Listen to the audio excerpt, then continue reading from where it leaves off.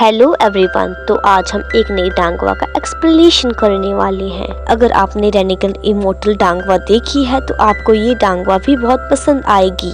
तो first episode की starting में हमें दिखाया जाता है कि हमारा मेन लीड बताता है जब वो 6 साल का था तो एक गॉड जो हमारी दुनिया के ऊपर रहते हैं अचानक से अवेक हो गई थी, जिसके कारण हमारी पूरी दुनिया तबाह होनी शुरू हो गई थी। उस वक्त सभी इंसान जो वहाँ पर थे वो राख बन गए थे या फिर कुछ मॉन्स्टर में कन्वर्ट होते जा रहे थे। उसके बाद हमें 8 साल बाद का सीन दिखाया जाता है जहाँ पे पता लगता है कि टाइगो सिटी पूरी की पूरी तरह से डिस्ट्रॉय हो चुकी थी और वहाँ पे बहुत सारे मॉन्स्टर आ चुके थे।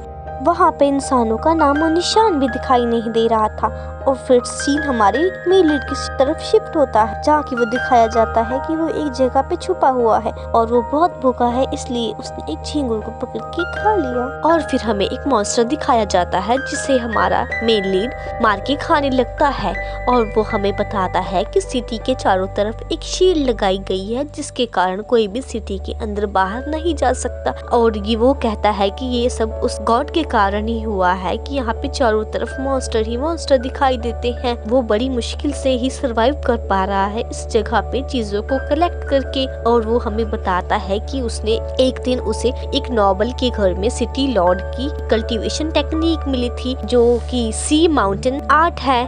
सीन शिफ्ट होता है और हमें दिखाया जाता है कि जो शीकविंग है वो किसी पर्पल लाइट के पास जाता जा रहा है और वो जहाँ पर पहुँचता है तो उसे एक आदमी दिखाई देता है जो कि बेहोश हालत में वहाँ पर पड़ा हुआ था। शीकविंग उसे एक पत्थर से मार के देखता है पर वो आदमी वहीं पे गिर जाता है और फिर उस आदमी के पीछे से एक क्रिस्टल दिखाई देता है जो कि पर्पल कलर का चमक रहा होता है। तो जब शीकविंग उस क्रिस्टल को उठाता है तो वो क्रिस्टल शीकविंग के घावों को भरने लगता है। तो उसे वो टेस्ट करने के लिए वो उस क्रिस्टल को एक कौवे के ऊपर ट्राई करने लगता है और जब वो क्रिस्टल प्रॉपर्ली वर्क करता है तो हमारा मेन लीड उस क्रिस्टल को अब्सॉर्ब करने लगता है। जब वो उसे अब्सॉर्ब कर रहा होता है तो उसे बहुत ही ज्यादा स्पिरिचुअल पावर फील होती है जिसके कारण वो कल्टीवेशन करना शुरू कर देता है। और यहीं पे हमारा सीन शिफ्ट होता है और हम मेन लीड के सोल सी में पहुंच जाते हैं जहाँ पे हमें दिखाया जाता है एक बहुत ही बड़ा टाइगर, जहाँ से हमें बताया जाता है आगे की माउंटेन आर्ट की जो लेवल्स हैं उसमें 10 लेवल्स होते हैं।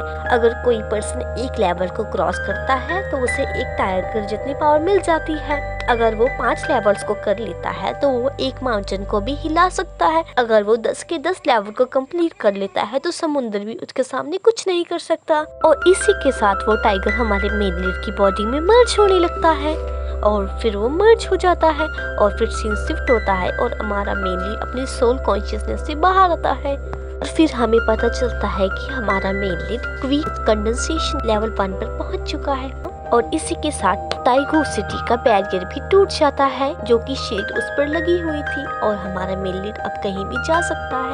इसी के साथ सीन शिफ्ट होता है और हमारा मेन लीड अपने स्कूल की तरफ जाता हुआ दिखाई जाता है। वो अपने स्कूल में पहुंचता है और वो उस मेमोरीज को याद करता है। वहाँ पे काफी सारे लोगों की लाशें पड़ी हुई थी जिनको वो एक जगह इकट्ठा करके उनको जला देता है ताकि उनकी आत्मा को शांति मिल सके। ये सब देखकर हमारा मेन लीड काफी दुखी दिखाई देता है। आखिरकार वो 6 साल का ही था जब ये सब उसके साथ हुआ था। और फिर हमारा सीन शिफ्ट होता है और फिर हमें एक क्यूट सी लड़की को दिखाया जाता है जो कि मिस्टर ली को कह रही होती है कि किसी ने फॉरबिडन जोन में आग जलाई हुई है।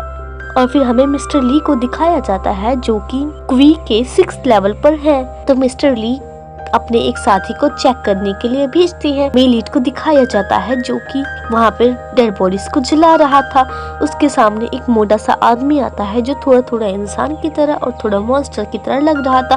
वो मेन लीड को चैलेंज करता है उससे लड़ाई करने के लिए और उसके पास जो भी सामान है उसे सौंप देने के लिए।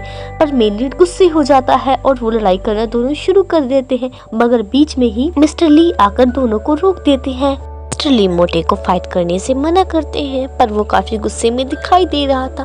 उसका कहना था कि मन में कि वो बच्चा आज बच चुका है पर अगली बार वो उसे नहीं छोड़ेगा। ऐसे कहते हुए ही मिस्टर ली मेल लीड को हमारे शू क्विंग को अपने साथ आने के लिए इनवाइट करते हैं और शू क्विंग भी सोचता है मुझे इनके साथ जाना चाहिए। बट जब वो लोग सिटी लॉर्ड के मैंशन पर पहुंचते हैं लूट करने के लिए ताकि उन्हें कुछ प्रेशियस सामान मिले जा सके, तो मेल लीड उस मोटे को उकसाता है अपने पास बुलाने के लिए और वो दोनों एक जगह पर अकेले पहुंच जाते हैं और मेल लीड और मोटा दोनों आपस में लड़ाई करना शुरू कर देते हैं।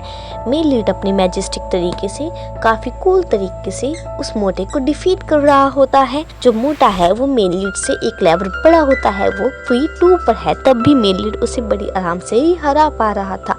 जब मोटा बहुत ही ज्यादा जख्मी हो जाता है वो मेल लीड से दूर भागने लगता है खुद की जान बचाने के लिए।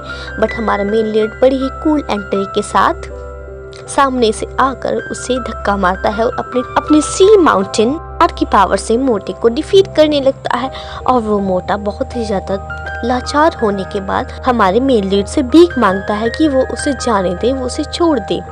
पर हमारा मेल लीड काफी ज्यादा गुस्से में लग रहा था। वो उसके मुंह में एक पत्थर घुसाने लगता है, उसे कहता है कि चुप कर जाओ। और फिर यहाँ पे सीन शिफ्ट होता है और हमें दिखाया जाता है हमारे मिस्टर ली को। मिस्टर ली और उनके साथी बोल रहे होते हैं कि ना ही वो मोटा दिखाई दे रहा है कहीं पे, ना ही हमारा शू क्विंग दिखाई दे रहा है। और फिर हमारा फिर से सीन शिफ्ट होता है और हमें दिखाया जाता है और मोटा और मेल लीड अभी भी दोनों लड़ाई ही कर रहे थे और वो मोटा काफी ज्यादा तड़प रहा था, वो तड़पते तड़पते मर गया। और फिर हमारा सीन शिफ्ट होता है मिस्टर ली की तरफ से। हमें दिखाया जाता है कि जो मिस्टर ली है उनके पास मेल लीड छुपा हुआ है ताकि वो मिस्टर ली को भी मार सके, क्योंकि हमारे मेन लीड ने उनके साथी को मारा है, इसलिए मिस्टर ली उसे मार देंगे। और अगर उसने मिस्टर ली को नहीं मारा इसलिए वो काफी ज्यादा तैयार बैठा था। पर मिस्टर ली को पहले ही पता लग जाता है कि हमारा मेल लीड उसी जगह पर खड़ा है। वो हमारे मेल लीड को कहता है कि तुम इतने सालों से यहाँ पर सरवाइव कर रहे हो, इसके कारण तुम्हारी बॉडी में भी काफी सारे म्यूटेंट तत्व आ चुके होंगे, जिसके कारण तुम भी एक म्यूटेंट बन चुके हो और तुम भी मॉन्स्टर में कन्वर्ट हो सकते हो, इसलिए जल्दी ही तुम मरने वाले हो। और ये बात सच भी थी क्योंकि हमारा मेल लीड पहले ही इन्फेक्टेड हो चुका है, जिसके कारण वो भी म्यूटेंट बन जाएगा और एक मॉन्स्टर में कन्वर्ट हो जाएगा। तो इसीलिए वो मिस्टर ली के साथ जाने के लिए मान जाता है। वो बहुत हैरान होता है जब मिस्टर ली उसे कहते हैं कि तुम मेरे साथ चलना चाहोगे। और इसी के साथ दिखाया जाता है कि हमारा मेल लीड सभी के सामने प्रेजेंट होता है और वो सभी के सभी लोग साथ में जाने के लिए तैयार होते हैं। उसके बाद हमारा सीन शिफ्ट होता है और मेल लीड को दिखाया जाता है उन लाशों के सामने दोबारा से।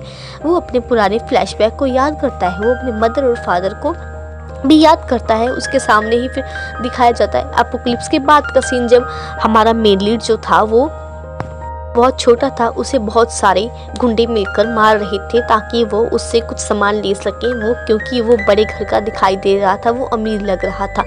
पर जो हमारा मेल लीड है उस वक्त वो बहुत ही ज्यादा गुस्से में था। वो ऐसे वक्त पर कुछ भी नहीं कर सकता था और वो गुंडे मेल लीड को लूटकर चले जाते हैं, जिसके कारण वो काफी ज्यादा गुस्से में होता है। बट उसके सामने एक छोटी सी लड़की आती है जो अपना बचा हुआ स्नैक्स मेल लीड को ऑफर करती है खाने के लिए। इसको देखकर मेल लीड काफी शांत होता है।